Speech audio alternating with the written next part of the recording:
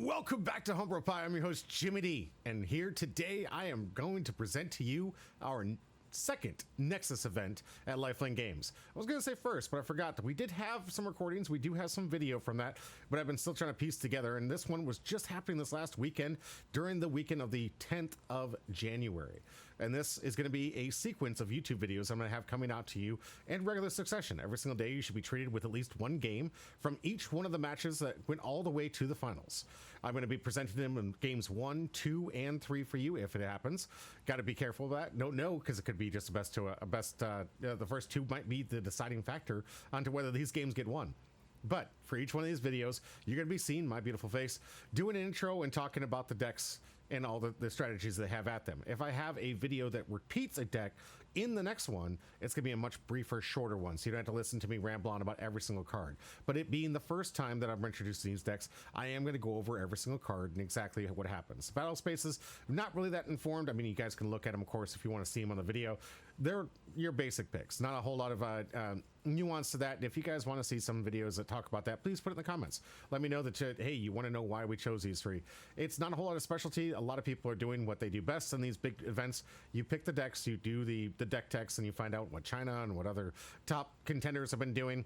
Maybe you add some spice with them, but I think at this point we all really know what the best battlefields are for each one of these deck techs. So with that, I'm not going to bore you and snooze you with that, but I will explain to you all the decks that have been played on the video, all the cards that were represented and their deck lists. And if you want to see the full deck list and browse it on your own, you can check out my Patreon down below. Absolutely free. You can join as a Patreon member. I'll add you to my outro card and say it's thank you for your support. You do not have to pay.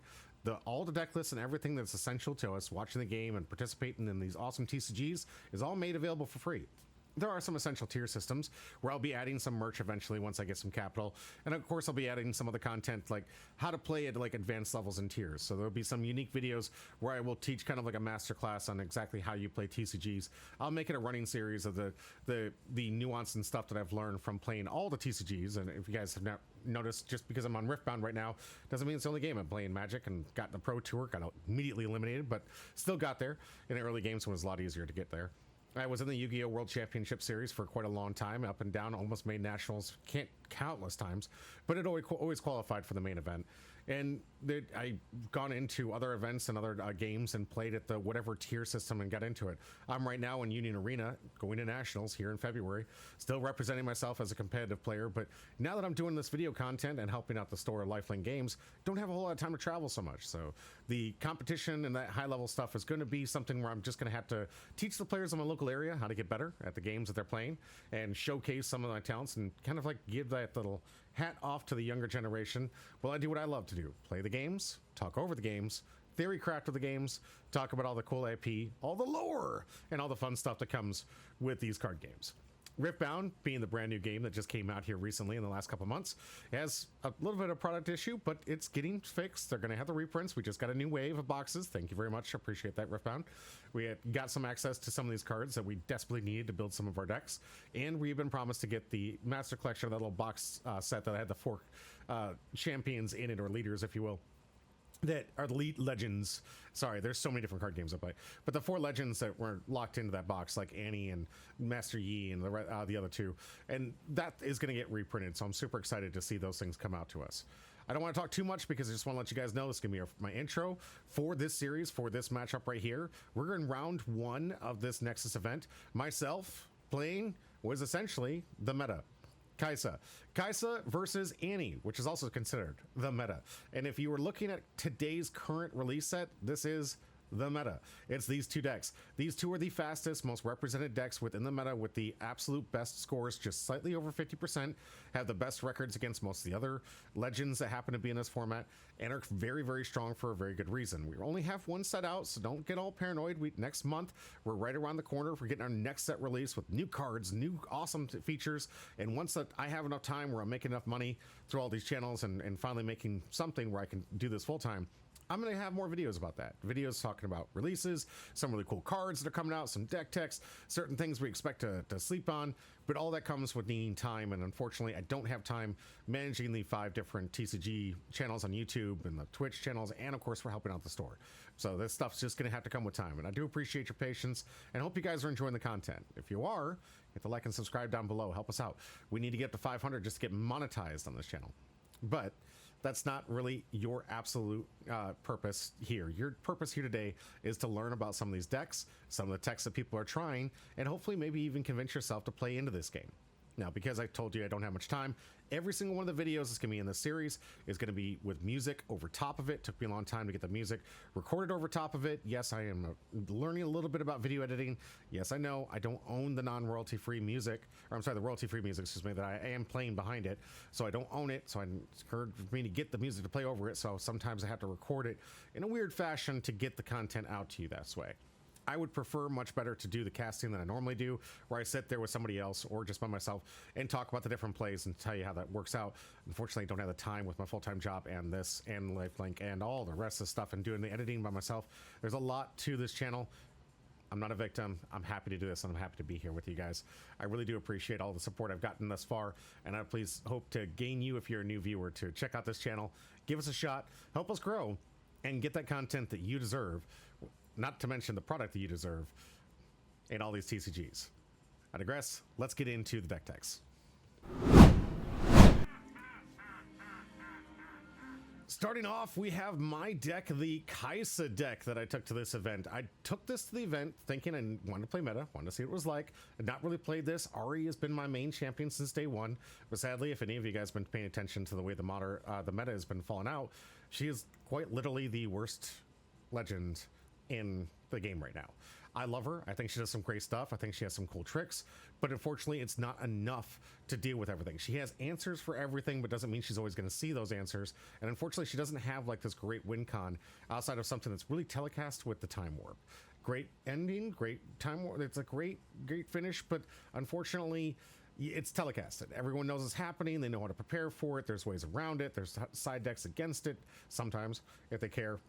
But oftentimes what it fails at is just not fast enough to beat what is currently in our meta, and that being Kaisa and Annie. I've played against this matchup multiple times. I built a deck to beat this deck specifically, and it doesn't matter. You can build all the counter spells, you can put all the counter event, like everything that you want in there to try and stop what they're trying to do.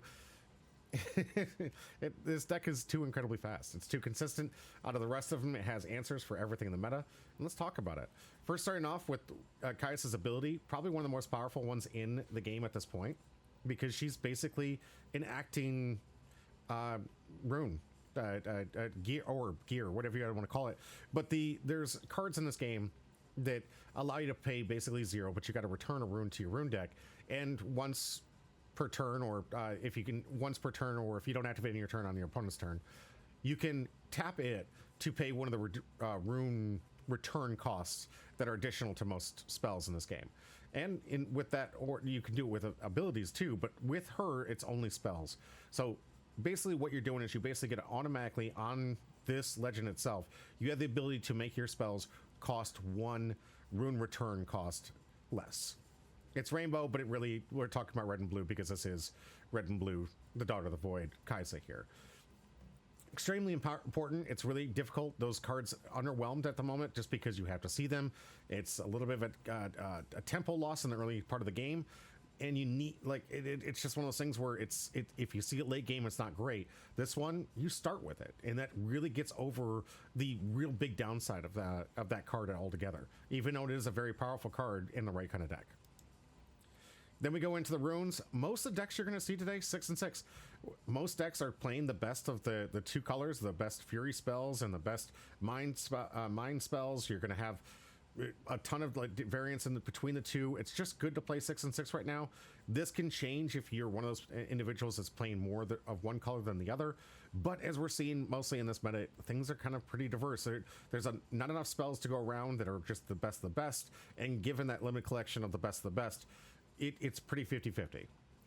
Every color has amazing spells and characters and units and stuff that can really take away the game, but there's not enough to make just one color some OP. So you're not going to play right now just a single color out of the 2. You're going to make use out of the 2 colors that you have access to. First, starting off with what is essentially a lightning bolt and really powered up by Kaisa. This one deals 3 damage to a unit at a battlefield, which is specific. They do have to be at a battlefield to do this. However, you can activate this as an action or reaction, and you can even use your Kaisa ability to make sure that this really just costs 1 and makes this lightning bolt probably the most effective lightning bolt in the game. You have Cleave, which is a combo piece that it leads to a really cool 2-card combo I'll get into in a bit. But Cleave has Assault 3. What does this mean? It means when you're attacking, you can give a unit +3. Only costs 1, nothing to return for the runes here. It's really simple, 1 cost card that gives +3. It combos really well with a card you're going to see very much active in anything that plays red within Riftbound. Darius. Darius is a very powerful card that does cost 1 red rune to return back. However, if you pay 5 and then play the Cleave, you essentially make Darius active, give it that pseudo assault, if you will, that rush if you don't understand the naming conventions for Riftbound just yet. But essentially gives this character rush, allows it to restand, and then allows it to come in for essentially 10 whole power. +2 for the second spell cost and the ready, and you have the Cleave. You could play them in either order. Just remember that the second card has to be Darius to make sure that you can get the effect from Darius. But you can, the Cleave obviously wouldn't target Darius, but you could play either of these spells at the same time, on the same turn, and get Darius to get active, maybe come in for 7. You want it to come in for 10, let's be real. 10 in the early game is essentially the best number you can possibly have. It'll win you just about every single battle you can possibly imagine on a battlefield, and outside of maybe getting stunned or maybe getting something that pushes it back, there's not a whole lot individuals can do against this. Not to mention pushing it back ain't gonna do much when this thing can come back just a simple 2 spells for anything you're playing and give it a +7 on the attack on the next turn. You have Stupefy, which is just a great cantrip from blue. Most blue decks play this. It's really good. -1, and it replaces itself with a draw card. So this can work against your opponent, or maybe you're trying to trigger something for maybe targeting a character to draw a card for some of your battles. Some of the battle zones that you could be playing with. But still replaces itself. Very good. Reaction speed. And sometimes 1 is all you need to win a battle. We have Retreat, which is arguably one of the better cards for blue when it comes to saving some of your best cards. So if you're playing some of these powerful pieces like you are with Kaisa and with the combo we just talked about, this is a great answer to return him to your hand. Maybe even use this as a second turn, because don't forget, with Darius, you can also play 2 spells on your opponent's turn and get that +2 buff. So maybe you pull something back, maybe save a Kaisa or save something else to make sure that you can win that battle, but then you also get the power buff to the Darius. Maybe they're trying to kill it with a kill spell. You can return it and return it back to your hand and then reutilize it later. Very good for 1, doesn't cost any reduction of runes, and you get to channel a rune, which can help you ramp out in the later game. You have arguably one of the better kill spells in the game here too, and 2 return, but in Kaisa, remember it's only 1. This does it twice, 3 damage to a unit. You could do 6 damage to a single unit. You can do 3 damage to 2 separate units. Often it's used for the latter I just talked about, because it's easy board wipe. You for 2, even in the early game, depending on what you're doing or what your opponent's playing, you can essentially pop 2 and take the tempo back in your favor. And of course with Kaisa, it only requires 1, which is why it mostly only sees play in Kaisa, just because this is a substantial loss at having to lose 2 runes on the cycle. Don't want to lose too much tempo. Now our smoke screen that costs 2 and 1 blue rune returned. Reaction -4. Now this one only at 1, but still one of the best reactions in the game. -4 is typically just about every big units or mid-games units size. So this will make anything defeatable, just about. Especially in this deck, absolutely anything that's been printed to date will be defeatable, given you're able to combo this without any other chain reactions from your opponent. Another kill spell here. This one requires 4 at a battlefield again, but this one does 4 damage, costs 3, 1 reduction, so free with Kaisa if she hasn't been used yet, and draw card. So it replaces itself, does 4 damage as an action. You can play on your opponent's turn, you can clean it up, you can attack them when they're going into empty battlefields, keep the tempo in your favor, and this is really why Kaisa is so strong. She's got so much removal to her disposal. Early game is really dominated by basically popping all the units that your opponent plays and then just dominating with your units and keeping them protected. Next, the signature spell for Kaisa, Acathian Rain. This card, absolutely amazing. Every time I pull this card off, I feel like I've won the game so long as it resolved and did exactly what it was supposed to. Does 2 damage to a unit, and you can do it 6 times. So that means you can spread out the hits any way you want. You can do 2 to a 4, you can do 3 to a 6, and then you can do 2 to a 2, and a 2 to a 2, and 2 to a 2. So you got 6 total targets there. A lot of math, I think you understand, but basically you can target any different unit, stack up those triggers to make sure that you kill said unit, and maybe even just make sure you allocate more to a unit you think that they would protect. But most times I play this, I've board wiped. I've cleaned up house. I've knocked out all the little winnies and all the little units that they had out there and just cleaned house in order to just sweep the board and make it so difficult in the late game where your opponent's hands are likely going to be fewer cards, maybe one or two, taking the game massively in your favor. Next, Time Warp. This is just a nice little closer. It's a nice card to have, very powerful. I think this is going to be one of the power 9s. You can quote me on that. And the future sets. Time Warp, a very, very good card that allows you to get a win con. Obviously, with Ari, I'm going to be biased. I love this card. This was my favorite win con with the deck. But it's also win con on other decks. Sometimes you need an extra turn. I've actually won a game by playing Time Warp, extending the turn and drawing the answer I needed to win the game. So even though this card is essentially used to win the game, it, for me, bought me one extra turn, and I actually won a game because I played this. It's absolutely astounding. I hope you guys see it. It's going to be a great game. But just absolutely insane, the versatility of what this card can do. While it seems lame just to draw an additional card that I needed to win the game, getting that whole extra turn, maybe get an extra hold point, super powerful. We had the best Poro for this deck, the Deflect one. Now, I'd say that because Poro comes in every single color. The red one being the strongest one with Deflect, making it so if your opponent targets it, they do have to return a rune, getting the tempo in your favor. You got the Watchful Sentry with Death Kill. Really nice. Basically, it's an early game start to get you some early points and just punishes your opponent because if they try to take, you're just going to replace it anyways. The whole point of this thing, put it out there so you can get some resources back. That's it. You want this thing to get you a draw card so you can get some later answers in the late game. And at the top of that, just maybe warrant your opponent to like, hey, do you really care about this one that much? Do you? Another favorite for the blue cards, Raven Bloom Student. Every time you play a spell, keep track of it, you get a +1 to the power. There's a lot of really cool tricks with this one you can play, especially with like Cleave. If you're coming in, you can give it +4 essentially with the trigger on the stack. There's little cantrips you can play with the -1 to your opponent, and then for that we talked about earlier, and then give this one a +1 with that, so it's a 2-point swing versus 1. Very effective card. This has been an absolute staple in most decks that play Mind Rune. It's your early start deck, and if you're playing any kind of spells at all, just get this random boost. Yordle, the card that likes to replace itself. I love this one. If you're going second, best card to have in your hand. When you play me, draw a card. Tank also to make sure that you assign all damage here first, which does come up in math and something you have to take into consideration. Sometimes when your opponent's you've done all the math and they're doing 6 to your 7 and they need to hit 2 to here on the 6, and your other unit happen to be a 5, well, damage has to be assigned here, and then sometimes you can save the unit just because they can't do enough damage to the other unit. It does come up sometimes. Don't sleep on this. Very powerful ability, and there's some other cards that really, really use this to their benefit. So I love how cheap this thing is. Just a simple common. Replaces itself, gives you some early game starts, and on top of that, it can save some cards in some interesting situations. Then we have one of the really cool red cards, Noxus Hopeful.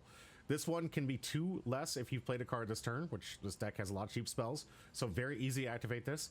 And you can do it in the early game and get an easy little 4 power card out in the get-go. Really strong for a mid-game play and something that only costs 2. Super strong. We have Kaisa the Namesake. This one's going to be the one out with the unit. This is my champion, of course, because this is such a powerful card. Has this thing called Accelerate, which I call Haste sometimes on this channel because I play Magic the Gathering, and we even give Rush for their one-piece TCG. A lot of these effects are really cool, but this one, because every unit comes in rested when you play it, you have the option of paying 5, returning 1 red rune to your extra deck or to your rune deck, and you can immediately put this as active, meaning it can immediately start going to combat, which is really nice. You can go take a battle zone with 4. Maybe it's empty, maybe you got some cantrips, but you come in and conquer, and you get to draw a card, something you can utilize multiple times. That draw engine and replace engine is exactly what makes this deck so good. Is most of the cards out there kind of replace themselves, so you're not really falling down on card advantage while also putting up an essential army of these little weenies. We've already talked about Darius, and finally we're going to talk about the Thousand-Tailed Watcher. It's arguably one of the best rares in the game right now. That accelerate ability, of course, making it cost 8 but returning 2 overall. What it does is when you play me, give all enemy units, doesn't matter where they are, all enemy units -3 until end of turn. Win of 1. Can't kill anything, but it can reduce most of these big stack armies. I've seen people put 3-4 units at a single battle zone and realize, oh crap, if Thousand Tail Watcher comes down, that's 4 to 7. Because I've essentially minimized all of them down to being a power of 1, essentially. It's super good. This thing wins me games over and over and over again. There's a reason it's at 3. There's a reason that every blue deck plays it. This card is essentially one of the best and most powerful blue units in the game to date. Of course, we have the side deck going over Void Seeker, just another damage, so if I get against another rush deck. I have this to get against some of those really cool gear power plays. If you've seen Master Yi or if you've seen Misfortune, this is an important card to have against that combo that they try to build up for that, and we'll talk about that deck in a later video. Progressive Day, just to draw 4 cards. If it's a grinding match, this is a really good card to make sure that you have an opportunity to get some extra resources and continue on for the long game. Thunder Song is primarily for Annie. It's really just for Annie or any deck that really tries to play a lot of like spells on your opponent on their turn. If you get these things that love to play cards that try to screw with your board or try to push your stuff around, this is a great game finisher. Will basically shut them down for the turn, allow you to play other characters. You can run safely into bases and battle spaces. You can play very, very safe knowing that your opponent can't respond to anything the turn you play it. So very good card. Use it efficiently towards the end game. Make sure that your opponent can't respond to anything you're doing and close the game. Another copy of the Canthian Raid, because I told you the card is just that good. You're playing against a deck with a bunch of weenies, like Victor or something like that, definitely going to want to be an ad. And of course, for the big beefy decks that we're just talking about for the last spell, for the kill gear, this is one of your answers for that. This thing gets +1 toughness for every single one of the cards in your trash. Of course, every turn you got to recycle 3 to the bottom, but it usually comes out sitting there near 20. When you first get it out there, and then you're still filling it up, and you're trashing cards, you're still playing cards. So Dr. Mundo, quite possibly one of the strongest units in the game just based on its effect. Not necessarily what it can do. It doesn't come out with rush, doesn't have accelerate, doesn't reduce anything, but definitely can be the strongest powered unit in the game. Now going up against Spencer's Annie list, the other meta list. We have Annie. This one, at the end of your turn, gets to ready to eat runes. So essentially, you build around this deck about playing spells on your opponent's turn. That's what it's about. You want to make sure that you have ready runes so you can keep the tempo in your favor and play spells on your opponent's turn. Again, a 6 and 6 spread, indicating we have an even amount of colors, or even amount of cards in each color. Starting off with a 1-cost Gust, return a unit to the battlefield with a 3 or less power to its owner's hand. So if they have a 3 less, go back with Gust. Simple, easy, great turn 1 play to get the tempo in your favor. Annie wants to be going for and wants to go fast and wants to get to 6 as soon as possible. That is the goal of this deck. You want to get under everything in the meta. You don't want the big beefy stuff to land. You don't want to have to deal with the annoying cards that get in the higher cost. You want to get to 6 as soon as possible and win with a 2-card combo that we'll go over in just a minute. Cleave. Why is Cleave in here? Because Darius is. Of course, like I said, the combo is so good it just fits in every red. Stack Deck is just a great way for you to start seeing 3 cards off the top, put 1 in your hand and the rest in the bottom of your deck. That ensures you can get deeper and deeper in the deck to get your 2-card combo off and fills the yard for that combo. You have Fight or Flight. You can hide it by paying 1 rune and return it to rune deck, or you can play as an action for 2. Move a unit from a battlefield to its base. Any unit, not a friendly unit, not an enemy unit, it's any unit. Great tempo swing, push them away. If they're trying to take over a uncontended battle space, you can be like, nope, push back, push it back. Don't want to have you getting points. I don't want you taking the lead on me. The tempo needs to be with me. I need to start making sure I'm the one earning the points. And then we get into one of the key combo pieces of the deck, Ride the Wind. Move a friendly unit and ready it. So what this does is essentially takes a unit in from your back or non-battle space area, pushes it into a battle. You can also move it back to take a free point. There's 2 different ways with this that you can use. It's not really how this is used. So if you guys understand a free point, if there's an empty battle space and you have an occupied space, you can take the unit, move it back, it readies it, and now you can go conquer the other battle space. If you haven't conquered it this turn, you can get additional points. So it's a nice little cheeky way of getting a sly point if there's an open battle space that you think can't be contended because your opponent's been tapped out or something. This combos really well with the known combo for this deck and the most destructive is a good term for this. Destructive combo in the game. Very cheap. character to play. This champion unit basically has recycle one card from your trash, give this +1 power for the turn. You do this only on your turn. So what you do here is you take every single card that you've had in the trash that you've built up to this point, power it up, make this thing as powerful as 10, 12, 16. I've seen it as high as 19, I think is the highest I've seen with this. Turn it into a 19 powered character. You use the wind to ready it and push it into a battle space. It will likely win that battle, and if you can't stop that, if you can't stun it, if you can't move it, if you can't do anything with this card or somehow magically get up to that power, that unreasonable 19 power, what's going to happen is this card's going to take over the battle space and then gank, move over to the other battle space and win the game. That's why I was talking about the 6 points. This thing wants to rush to get to 6 points, get that 2-card combo to end the game at the appropriate moment. They're hanging on to this V, they're hanging on to the wind, they're waiting for the opponent to be down and not have the answer to the potential spell that they're playing or the movement of it, and just go all in on the combo and just win. Because as the game requires, out of 8 points, you have to conquer twice or you got to hold. That's the way to get 8 points. You can't get it any other way. You can't just cheekily take 1 when you're at 7 for a victory and then win. That's a draw card. You've got to take both. And V does it all with just 2 cards. Next card is the Flash. Move up to 2 friendly units to the base. This protects some of the cards you might want to protect. Maybe the Kaisa that we'll go over here in a little bit. But this is a great way to make sure that you if your opponent comes in with an all-out assault, you can basically return them back and then return the favor on your turn. Then you have return a unit at a battlefield to its owner's hand. So this is a great rebuke. Is a great like push things off the unit, get it back into their hand, take the tempo away from them. Also free up a battle space. It's a really great way of saying if you have 1 defender, you don't want to fall for a trap, you don't want to fall for some other spell or sneaky spell, you can just push it to their hand, kill the trap if it doesn't have a draw trigger or something, and basically leave that battle space open so you no longer have to fight the war of the battle space. You don't have to start your showdown at all. It just instantly takes over, and then your opponent has to have different types of spells in order to challenge what might be happening. But this is a great way to avoid some of those decks that like to use combat tricks and those showdown tricks, if you will, and just get rid of the threat immediately. Or you can just get rid of the biggest unit so you can take over the smaller ones. Again, in Poro, this is the best one, especially if you're playing red. It has that deflect, so you can make sure that they have to return a rune to target it. You've got a Jinx special, but when I move, I discard, I draw. It's a really good card to dig through your deck, which is what you want to do.